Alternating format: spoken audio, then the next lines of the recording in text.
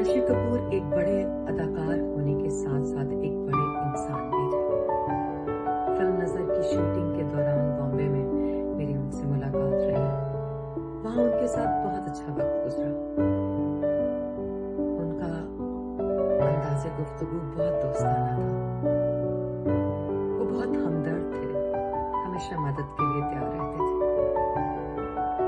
मेरे बारे में जाना, मेरे काम की तारीफ की और मुझे बहुत मोटिवेट किया। और उन्होंने कहा कि तुम्हें अपने जैसे बड़े स्टार्स और अच्छे स्टार्स के साथ काम करना चाहिए।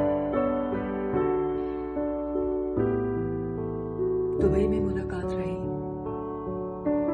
बहुत सारी बातें की और उन्होंने मेरे साथ काम करने की ख्वाहिश भी जाहिर की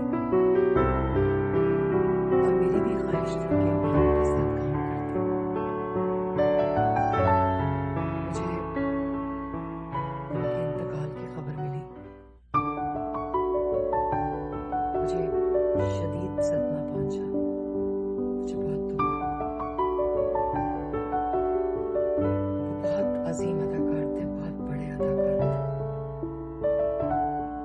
इस सदी के